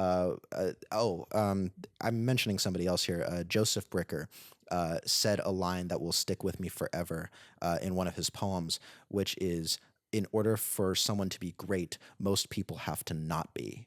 Right. And that hit me so hard. It's also a really good poem about Larry Walters. I hope he does it at some point and you have the chance to hear it, because I don't know if you have, but yeah, I would say that those two mainly, and Joseph, of course, like as an honorable mention. I haven't seen him much lately because he does a lot of theater and improv. Oh, wow. A lot of the time. So Joseph too. And then, I would also like to, shout out my friends, the crew that I hang with, Celia the Poet, Erica, Aaron Alexander, they're also really good poets. I hear their work a lot of the time, and it still blows me away to this day. They're just phenomenal people, and they're really great poets that I've had the pleasure to spend time with and learn from, and they've taught me so much, not just about poetry, but about myself, and helped me to grow, because out of the group of us, I'm the youngest. And so that's a great place to be in, honestly. Yeah, they call me Baby Kane. And it's great. I feel like I'm fostered by really good people to kind of come into knowing, who I am and who I am in relation to others and things like that. So I got to shout them out too. They're very important. Shout out to all them talented people, all the homies. Shout out to them. Yeah. Just to show real quick before we get to what's been in Matt's life lately, just to show how much poetry runs through this man's blood. One of the first times I hung out with this fine young fellow outside of DPL. Yeah. He was gracious enough to invite me to his crib, and we all pulled up, and I had no idea what to expect. It was bring your own booze. I brought a little thing, and I got to meet some of the people you mentioned, and they were all very nice and gracious, and I was able, had a great time. And all of a sudden, this dude brings down a mic setup, and a tribe, and a mic stand, a mic setup, and a speaker, and he goes, someone goes like, man, look at you doing all this extra stuff. It's like, we're poets. Of course we're going to do some extra shit. And sure enough, we got a fun little open mic setup. And it wasn't just any open mic. It was like playing some light jazz. Yeah. And you kind of just go off the dome. And I was like, this is fun. This is what, never kill yourself. Never kill yourself. This is the... Yeah, that thing, it was like, I wanted people to, even for people who weren't poets, because we had a couple of people there who are not that comfortable with poetry or whatever. But I was like, just do it. Like, the thing about us is like, we're not going to say that you're doing it wrong here. Like, we're just making shit up, but just having like some, I just wanted to do some like fun, goofy shit. And it's like, and it's really great. And I hope to do it again. when my parents leave for another vacation, so that I can use the backyard to do some more fun, goofy shit, get drunk, and spit some bars and just have community. Because I'm all about it. Yeah, I need to witness. 100%. Oh, you're invited. 100%. Okay, sick. Yeah, And you're getting up on the mic. Oh, you know that anyway, though, right? If I have enough to drink, it is something will start Yes, flowing. I will say if you have like a certain alcohol content requirement for you to reach it. Yeah. We're not going to stop you. There is a threshold. There is a threshold, but the requirement is that you get there and you get up. You're responsible for that. Okay. I love that. I love that. Anyways, Matt, what's been in your rotation? What's been in your life lately? Let me hear it. Okay, Listen, music is a big language for me. Okay, I okay. will understand you more as a person. Yeah. Depending on what you tell me and if I know it. Okay, for sure. Because I do have to know it. If I don't know it, then I'm like, yeah, this tells me nothing. What have I been listening to? Let's see. I got some old stuff on here. Got some Purple Rain on here. Okay. Some Prince. Sade is always in the rotation. Always. Every day I listen to Sade. Leon Thomas. Yeah, I've been hearing a little bit of Leon Thomas. He is, I don't know. My love for him has grown like so rapidly over the past like couple months. Since this, well, I guess this album came out last year, but I feel like I really gave it its time this year. Love Leon Thomas. His Tiny Desk is amazing. Like one of my favorite. So shout out to him. Fire. Yeah. Let's see what else is on here. This is mostly just telling me like if you have good music taste or not. That's really all it is. Like this is what this tells me. Do you listen to Dijon? Oh wait. Yeah. Oh yes. Wait. Yes. What's the one song? White Dress? The Dress. The Dress. Oh my yeah. god, The Dress. Beautiful. Oh, I love that song. Incredible. Yeah. I mean, I've listened to this, but I don't know. I'm just kind of like revisiting it lately, Yeah. and I'm just like, God damn, dude! Like, it's just so good. I've low-key been revisiting a lot of music from my past. Yeah. And, what's that represent? Oh yeah, Grant Perez. You should. Yeah. Have you listened to Grant Perez? Wait, hold on. Yeah, dude. deep cut, right? Sick. That's Whoa. Sick. Wow. Okay. Yeah, Grant Perez. Okay. Cherry Wine. is like, Holy shit! I remember that song. yes, like Yeah. that is like peak, just pure romance. Yeah. Like the fun stuff, not the like crazy dumb industry like crap that they push on you, but like the real authentic romance. That guy's got that shit down. Yeah. That peak. Very much captures that emotion and the sweetness of Such it. an era. Oh yeah. I'll throw a few more out here. This collab record with Saba and No ID came out recently. I think maybe last week. Okay. Literally. But the writing on there is really good. And it's just like really smooth. I was just like really needing, I don't know. I've been trying to figure out what I want to listen to like the past week or so. And I was like, is it smoother? Is it rap? And like this filled that gap like perfectly. So production's smooth, bars are smooth, but then you're kind of like, you'll hear something where you're like, like I love that. I love when I Poetry. just like, Yeah. it catches your ear like when you least expect it. So Yeah. that's a great record. Ooh, for, like, love that. to get that little itch. What's the name of that album? It's called what is it called? From the Private Collection of Saba and No ID. Sick. That's the name. I dig that. Yeah. I'm gonna I have dig to that. check And that there's a shit out for Jordan sure. there's a Jordan Word feature on there that's great. And I also love Word. Jordy Wordy. So. Jordy Wordy. Oh, nice. You know, I shout feel like him we're all on the same vibe because I'm on a similar vibe as with you guys as well. I don't know if you heard it. Q. His just that's all his name is Q. I need to run that album. Yeah, bro. he just dropped a new. I've heard His of voice this. sounds very, very similar to Frank Ocean. I would Yeah. say. He's kind of my Yeah. Frank fix right now. This is so I've been. Wait, did you guys hear that Frank Ocean has been like in the studio? okay. Okay, listen. Here's another 3 hours. Different episode. He's got a very tumultuous relationship. Frank and I have a with Frank. toxic relationship. He's actually right here. Listen, Frank has a He's toxic always relationship watching, with a lot bro. of He's people, always man. watching. So I'll tell you yes. There's a billboards that have been popping Yeah. up, hinting Yeah. towards, and a Finsta account. Finsta and account all popped the up. signs, man, are Yeah, kind of yeah, pointing yeah. towards so you know, An album, that, yeah, it's we been were- an album rollout. Yeah, He sent that to me on Instagram, and I was just like, "Shut up! I don't want. I'm You're just like, I'm not gonna believe it until I've played the album 3 times over I'm and not- it doesn't Yeah. just disappear. We're not even gonna go there. actually, with Yeah. that same friend that I was talking about the list of different artists that you should and shouldn't date, we were also talking about that, and I was like, wow, are things so bad right now that literally the music industry's Jesus had to come back for like a second coming. That's crazy. Yeah. He's like, you know what? Maybe I shouldn't joke around anymore. Maybe these guys actually do want an album. Yeah. They're like, shit's actually looking kind of rough. Well, yeah. We might have to save some people right now. But, this artist, Stereo Driver, Today, and Capable Heart, this album right here, it's like the closest thing you'll get to like a Frank Ocean album, a lot more like Cali vibe, laid back.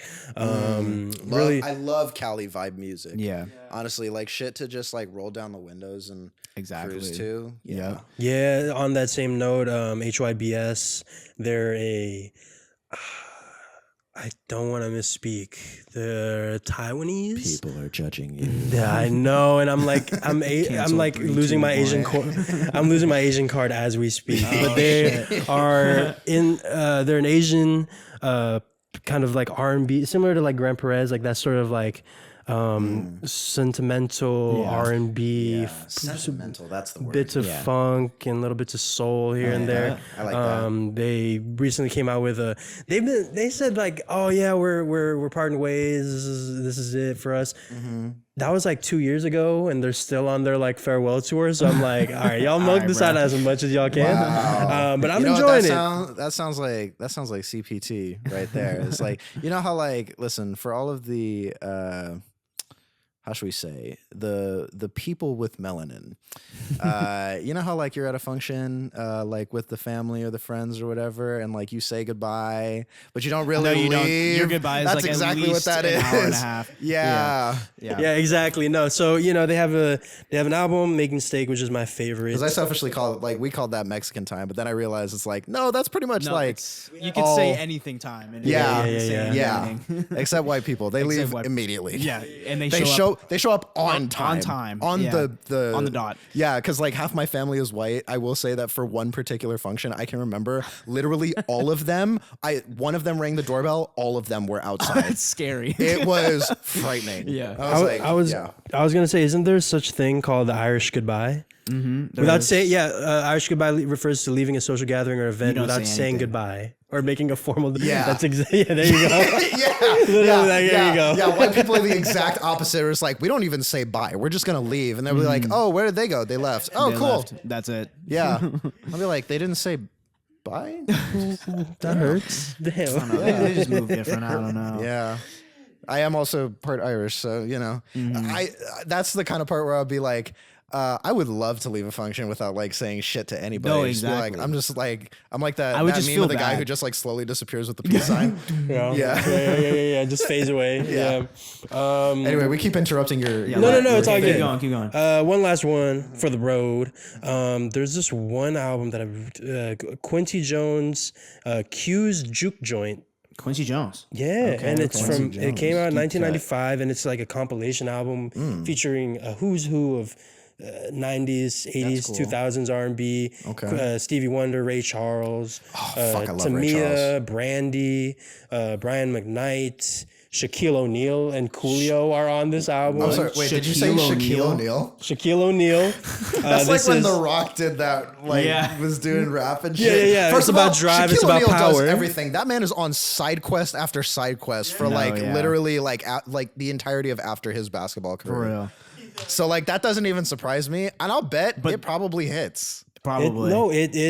From what I remember, it's Coolio and Shaquille O'Neal and Charlie Wilson. Like it's got to be fire. That's all on one record, by the way. That's crazy. I'm gonna just keep name dropping here real quickly. Phil Collins, Collins. Ronald Nice. Isley, R. Kelly.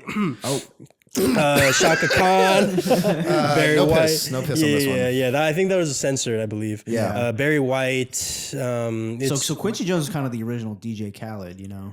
Yeah, without the screaming in that's your what ear. it sounds like. Yeah, just the Avengers of the music industry. Except actually does stuff. You know, I actually heard from a friend of mine, and I actually saw a clip that confirmed this, but the only thing that DJ Khaled does is literally just put his tag on it, and then change maybe like one thing, but like in all honesty, like he has other producers like making the shit, and then he just puts his name on it. I feel like he hasn't produced in like 10 years. Oh yeah, 100%. He is the. And I literally saw a clip that confirmed this. He just went in there. He went in there. He like did his, "We the best" music clip or whatever. And then he was, and that's all you need to be like the DJ guy on the Khaled. song. Yeah. And so, and then, you know, he just has the other artists and the producers and stuff do the rest. And I'm like, that's low key fucking baller. I know. That is sick. I don't know how he's gotten away with it for this long. It is the poster boy of it's not what you know, it's who you know, because all he is who he knows. Yeah, and everybody knows him. And everybody he knows him. everybody. So it's essentially DJ Khaled, except take all the screaming out and replace it with like, and here's there's an actual like sort narrator? of recurring theme where it's like I like that. him curating these artists, these songs, like, oh, this, hey Quincy, can we get a love joint out here? Can we slow it down for it? Like, it's of that era. Oh wait, that's like like like what Bootsy Collins did. Yeah. For, Hey baby, Sonic. Sonic. I love that. yeah. So Q's juke joint, man. That Like, why are you trying to riz me up right now? I'm just I trying to know. listen to Bruno Mars and Anderson .Paak right now, bro. I'm at work. It's 11 a.m. I'm trying to get work done. Yeah, like, you're why are making you? me hard right now, bro? Like, stop. I'm at work. You gotta listen to their Apple Radio because they have more like Bootsy Collins cuts in there, and he gets even more like that's in so there. It's literally Anderson there's the .Paak and word. Bruno he gets in hosting a radio show. So they put on the. Here we are on Silk Sonic Radio. And they don't speak above a. Hey, so The fucking that's The Sirius that's XM the voice. fuck me voice. That's what that is. Yeah, The They 9 perfected p.m. after on the phone with a lady after 9 p.m. voice. Yeah. exactly. Yeah. So I gotta check that out. That sounds like man. the time. That's been what's in your rotation. I have one last question. Yeah. I think for just the sake of the listener, if they've bared us through whatever, however long it's been. Yeah. Two things. A little two-parter for you. If you could say something to someone people who are trying, who want to get into poetry. So they're in that sort of, they haven't even entered that beginner phase. And let's say another thing you want to say to someone who consider themselves a beginner, but want to continue their journey into poetry. Like, what are some sort of pieces of advice for them, one, to start their journey into poetry, and then one to, kind of progress their journey into poetry? Okay. If you want to get into poetry, I would say, don't. Your shit sucks, and I don't want to listen to it. No, I'm kidding. You're doing And end of it. Roll credits. No, I would say if you want to get into poetry, the first thing that I would say is do two things: read and listen. Go to open mics and just take it in first before you start creating stuff. Because I think that you'll learn a lot from that fundamentally. And honestly, I would say to the same thing for people who are like kind of beginning and, kind of getting into it. It's like, but you've reached the point now where you're creating stuff and you're kind of like trying to find your voice and everything like that. I would say the same thing. Just read a lot of poetry, understand like form and kind of feel, read it the way that they write it and kind of, feel that aspect. And then also listen to people that are better than you. It's will truly explain a lot of it, and pick it apart, be a detective, like, figure it out and talk to them. A lot of poets really just like love to talk about their work. We create this shit for a reason. We want to brag about it, truly. Like, honestly, that's just the truth. Like, I love bragging about my shit. Like, when I can talk, like when I can sit somebody down and be like, oh my God, so then I was thinking like this, and then that's like why I tied it all back into here, and like this is why I did the thing that I did. I love explaining it. Like, it's so dumb, and it's a huge ego trip, but it's great. So, just be in community, because that's the one thing that I feel like poetry has, is a very tight-knit community. Be in it, be a part of it, and grow into it, and they will accept you for who you are. And the more you work on yourself and your craft, the more that they will come to respect you and bring you into the fold and things like that. And I'm really talking to you here, is because I know that you're just kind of starting out in in the space, really. That's why I ask. Yeah, I know that's why you're asking. So someone out here is somebody out there might be interested. It's that SpongeBob meme where he's like, there's like a wanted poster right behind him, and it's literally me. Yeah. Wonder who it could That's be. me. But yeah, no, honestly, yeah, to you, I would say, just keep coming out, bro. Like, be in it. Like, I will bring you into this fold so long as you're there to get folded. Which is crazy. Crazy word that, but Listen, I get what you I mean. knew what I'm Hold on, saying. hold I'm on. not taking it back. We're keeping that in. But yeah, get into the fold. Start folding. Make that time. Origami. Hey man. Carter Kane, everybody. I love it. Yeah. Thank you, sir.